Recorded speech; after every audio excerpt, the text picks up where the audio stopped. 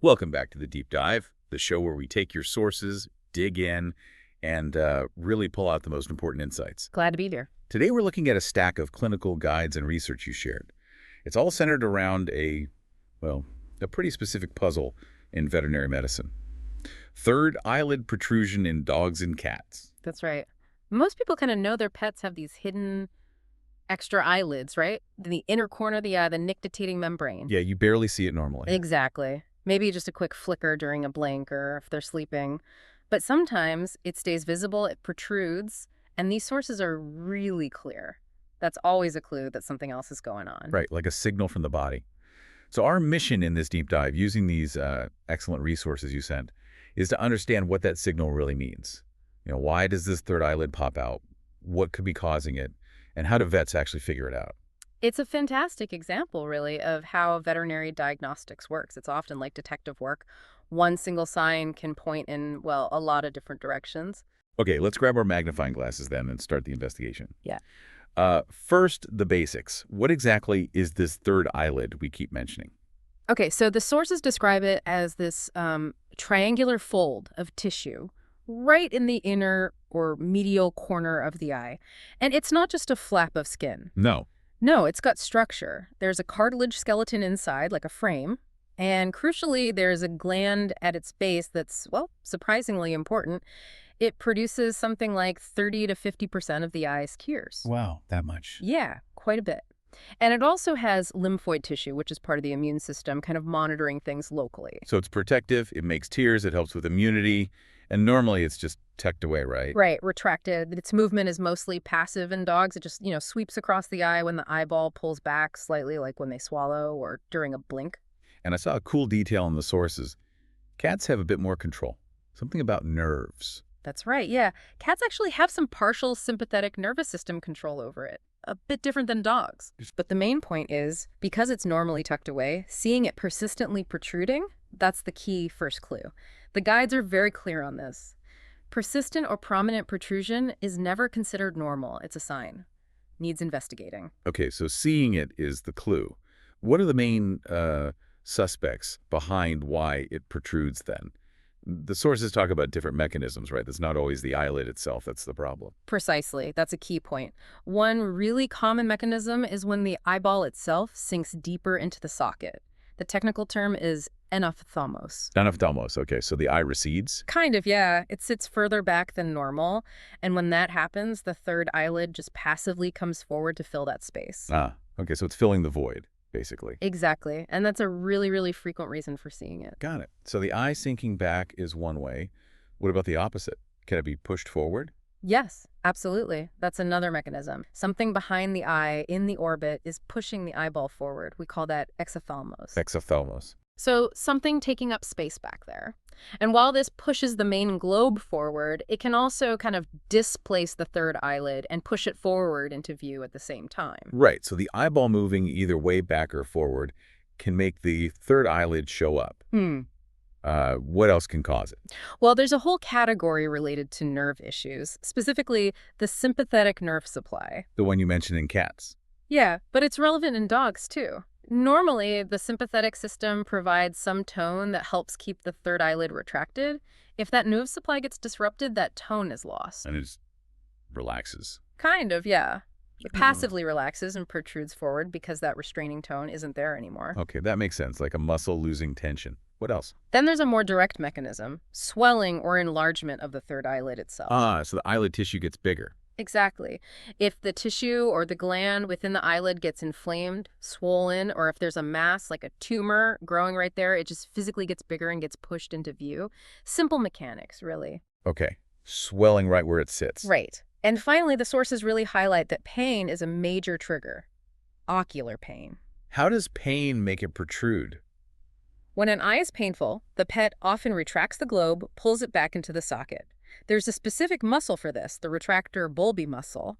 And remember what happens when the eyeball sinks back. Oh, right. The third eyelid comes out passively.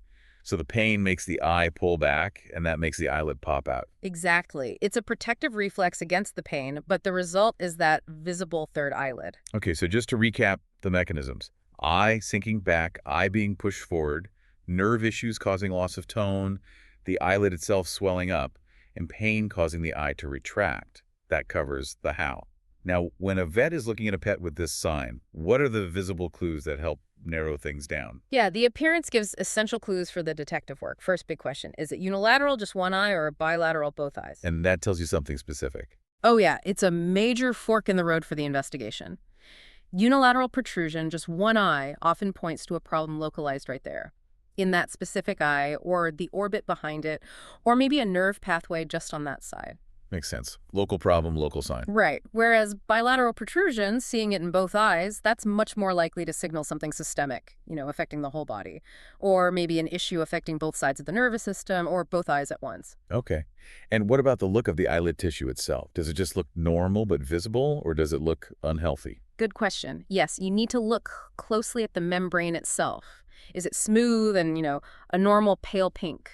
Or is it red, inflamed, maybe obviously swollen? Or even irregular looking, kind of bumpy? What do those different looks suggest? Well, redness and swelling usually point towards inflammation, maybe infection or irritation. A distinct red, fleshy mass sticking out often means the gland has prolapsed. That's cherry eye. An irregular surface could make you think about a tumor or maybe some chronic inflammatory changes. Gotcha. And then you look beyond just the eyelid, right? What else is going on with the eye or the pet? Absolutely critical. Is the pet squinting? That's called blepharospasm, and it signals pain. Are they rubbing the eye? Is there any discharge? And what kind? Is it watery, thick, and mucousy, or like pus? All clues. Definitely. And look at the eyeball itself. Is it sunken back or bulging forward? Is the white part red? Are the pupils the same size, reacting normally to light?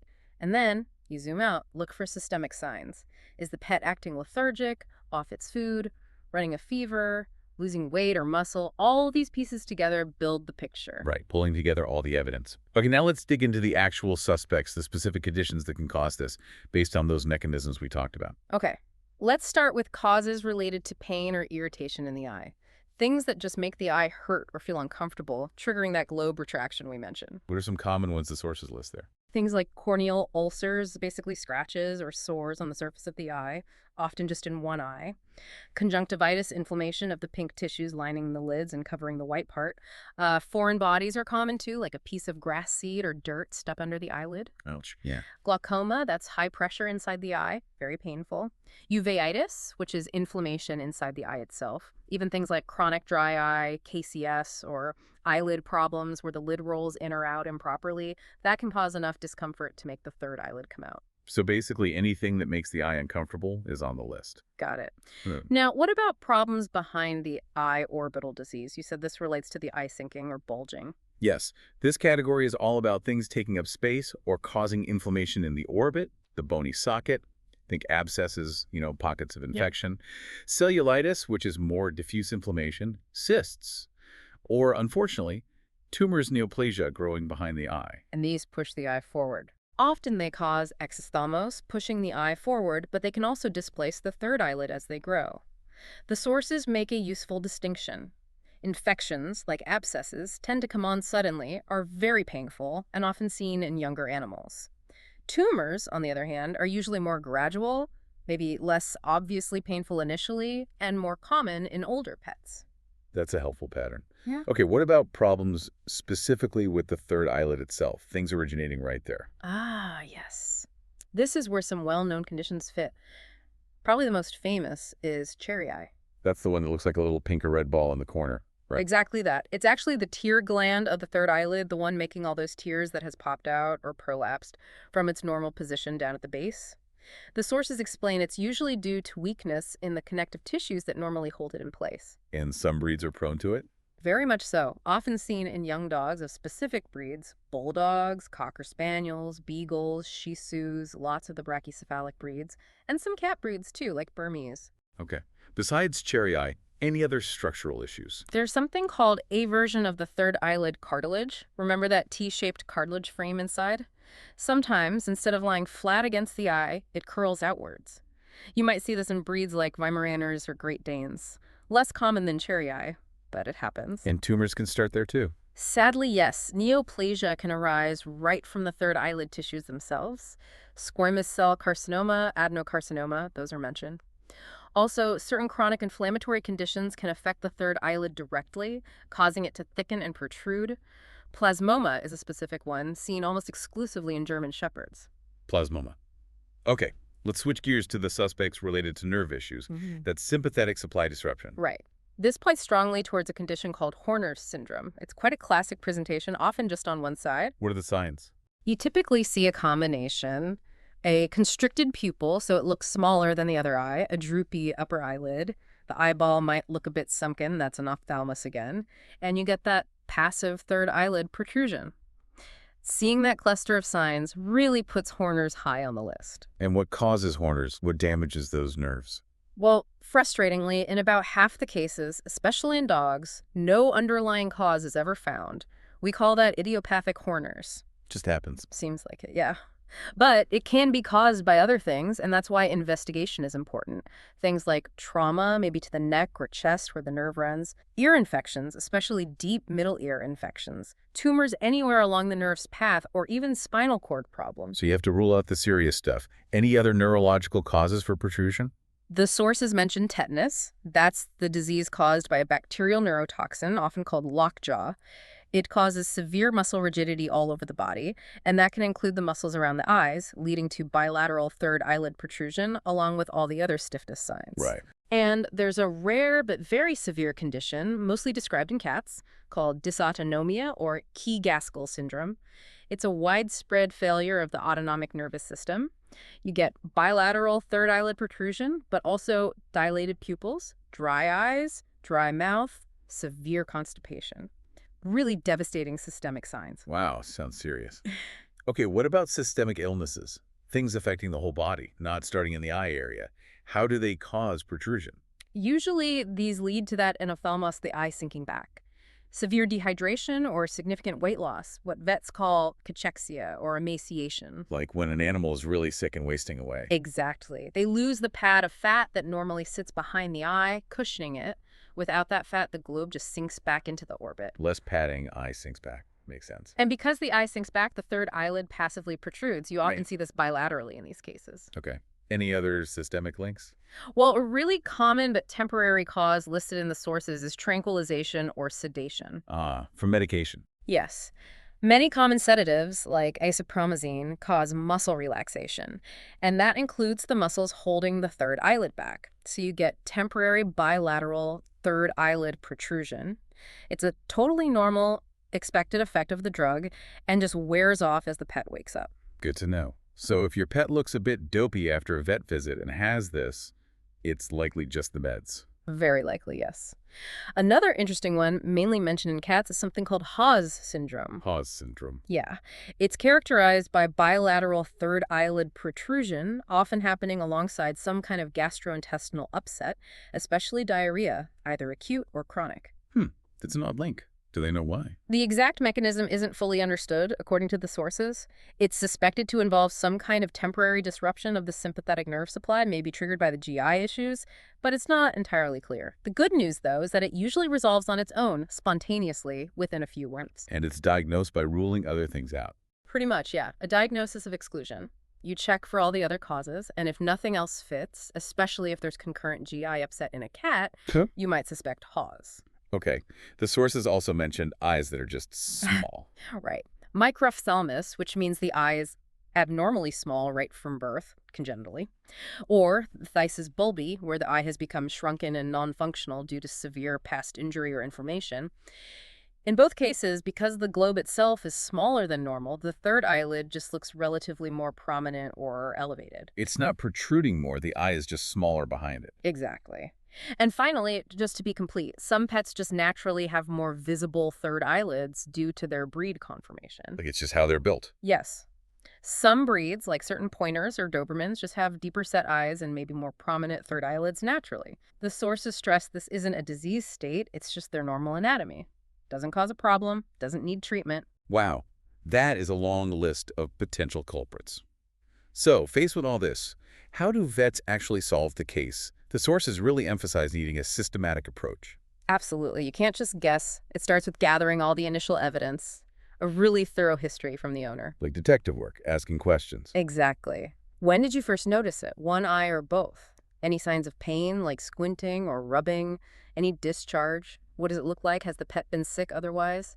Any recent injuries, medications, travel, anything different? All the background info. Then the exam. Then a detailed physical exam with a laser focus on the eyes. A complete ocular examination is absolutely essential. What does that involve?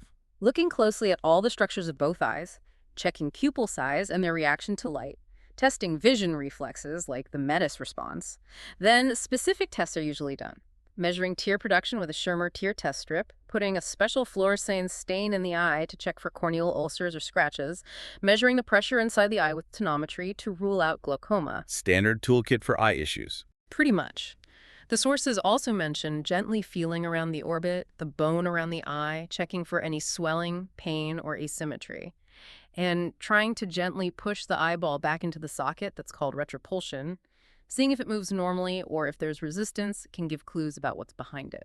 And looking under the third eyelid itself seems crucial. Critically important, especially if it's just one eye affected. You need to carefully lift it and look underneath both surfaces and into the little pocket behind it, checking for hidden foreign bodies, inflammation, or masses. And you can't forget the rest of the pet. A general head-to-tail physical exam is needed to look for signs of those systemic illnesses we talked about. Okay, so history and exam give you clues. Then you use more targeted tools. Correct. Based on those initial findings, the vet decides on the next steps. Blood work like a CBC and chemistry panel is pretty common. It screens for overall health, signs of infection or inflammation systemically, dehydration, things like that. What about checking the mouth? You mentioned abscesses. Yes, a thorough oral examination, sometimes needing sedation to get a really good look way in the back, can help detect signs of a tooth root abscess or other issues behind the last upper molar, as these can cause swelling and pain that affects the orbit. And imaging sounds like it's often needed, especially if you suspect something behind the eye. Very often, yes. Orbital ultrasound is a great tool. It's non-invasive and can help visualize structures behind the eye, looking for masses, fluid pockets like abscesses, or inflammation. It can help tell if a mass is solid or fluid-filled. And for even more detail. For more complex cases, or if you really suspect a tumor or maybe a neurological cause like Horner's, advanced imaging like CT or MRI gives much better detail of the orbit, the skull, and the brain. Chest x-rays are also important sometimes, especially if investigating Horner's syndrome, to check for problems in the chest cavity or if cancer is suspected anywhere, to look for signs of spread. Are there very specific tests for certain conditions? Oh, yes. For instance, if Horner's syndrome is diagnosed clinically, the vet might use specific eye drops, phenylephrine drops, and time how long it takes for the pupil and eyelid to respond. This can help pinpoint where along that long sympathetic nerve pathway the problem might be located. Interesting, like a functional test. Kind of, yeah. If a mass is found either on the third eyelid itself or behind the eye, getting a sample is usually the next step for diagnosis. That might be a fine needle aspirate, just sucking up some cells with a needle, or a surgical biopsy for a piece of tissue. Ultrasound guidance is often recommended for getting samples from deep orbital masses safely. And for that German Shepherd condition, plasmoma. For plasmoma, gently scraping the surface of the third eyelid can collect cells that are diagnostic when examined under microscope. And if Haas syndrome is the main suspicion in a cat, the vet might recommend tests to investigate potential underlying GI issues like fecal exams or even abdominal imaging. Okay, so the detective work, using all these tools, eventually leads to a diagnosis. Now let's talk treatment. And I'm guessing, based on that huge list of causes, there's no single magic bullet for third eyelid protrusion. Absolutely not. And this is probably the most crucial point the sources make about treatment. It is entirely 100% dependent on identifying and treating the underlying cause.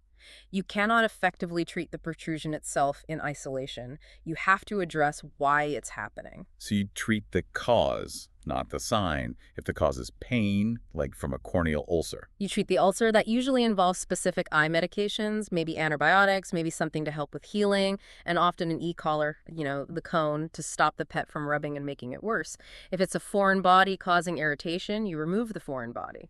Makes sense. What about orbital infections, like an abscess? Those often require establishing drainage, maybe surgically, and aggressive antibiotic therapy based on culture if possible.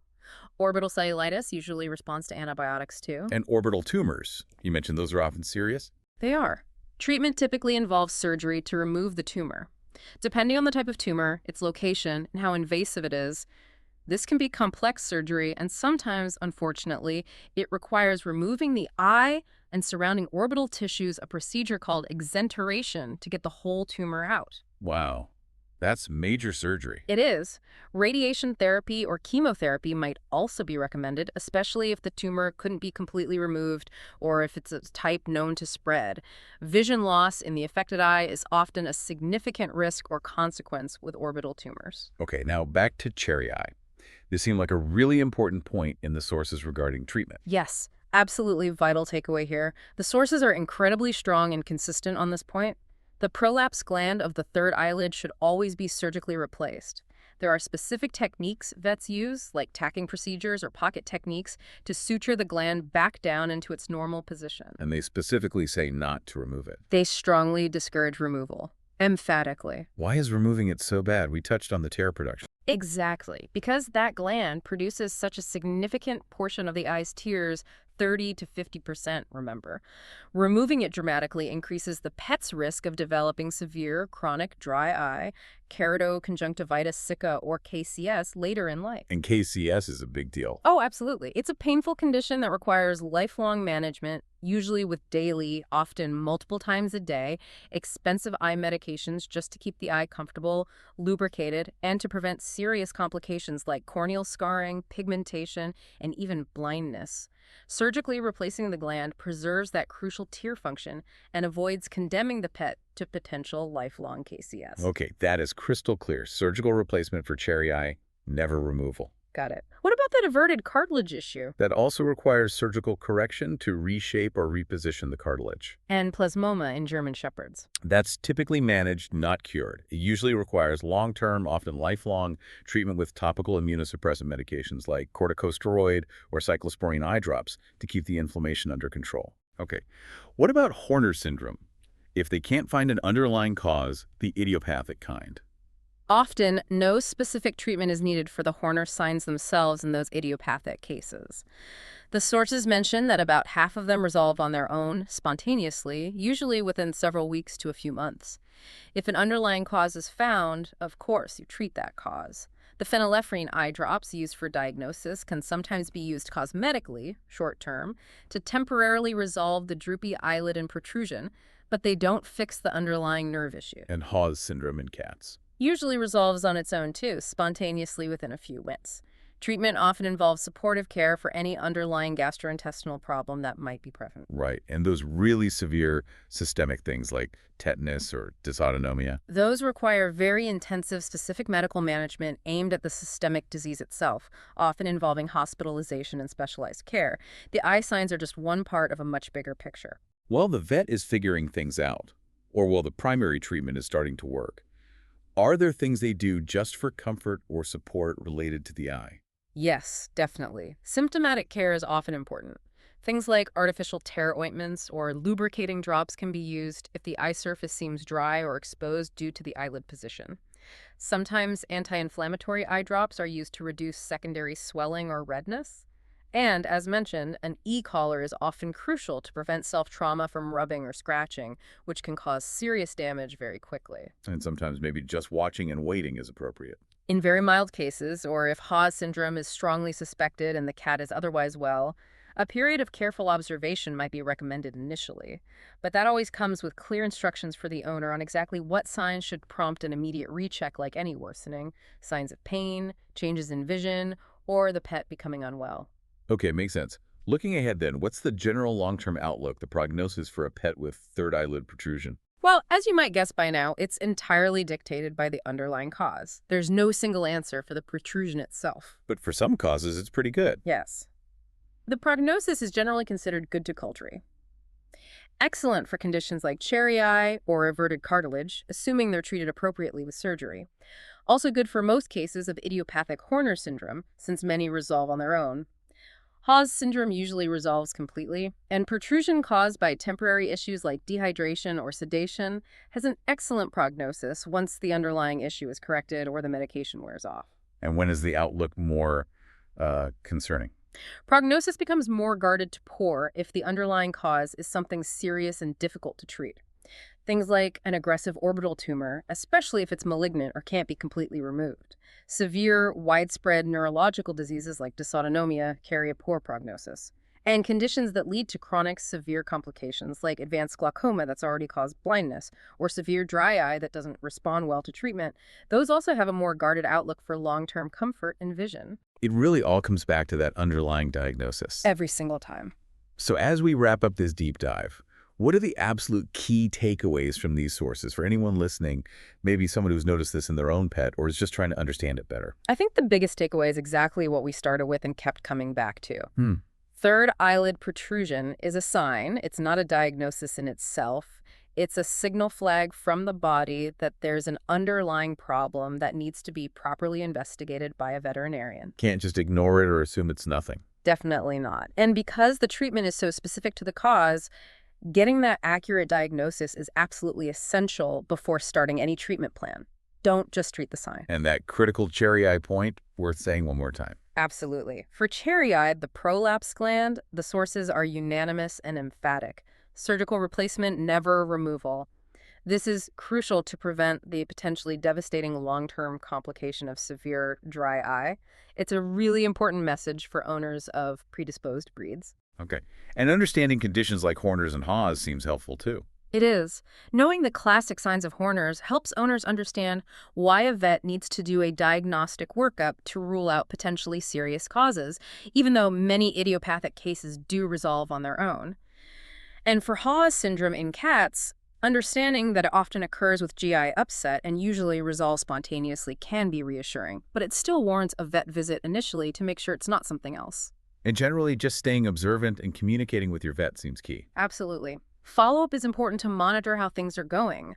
Owners need to know what emergency signs to watch for things like a sudden worsening, new signs of pain, any changes in vision, or the pet developing new systemic signs of illness. Prompt communication is vital. Wow, okay. Diving into these sources, really. It makes you appreciate how one seemingly simple physical sign, just seeing that third eyelid, can be a window into such an incredibly wide range of conditions. It really does. Everything from a minor irritation like a speck of dust to something complex behind the eye or a nerve issue or even a serious systemic disease. It's a true testament to the detective work involved in veterinary diagnostics. And it highlights how interconnected everything in the body truly is, doesn't it? It really does. So what does this deep dive mean for you listening? Well, primarily, it means that if you notice your pet's third eyelid is persistently visible when it normally isn't, pay attention. Don't just brush it off. It's your pet giving you a potentially important clue. Mm-hmm. And maybe a final thought to leave you with, building on this whole investigation. How does this example, seeing how one single sign can stem from such a diverse list of underlying causes, how does that influence the way you think about symptoms versus root problems? Not just in our pets, but maybe in any complex system, maybe even our own health, something to mull over. A single clue really can open many doors. It's about knowing how to read it. Indeed. Well, thanks for bringing us these fascinating sources today and for joining us on this deep dive.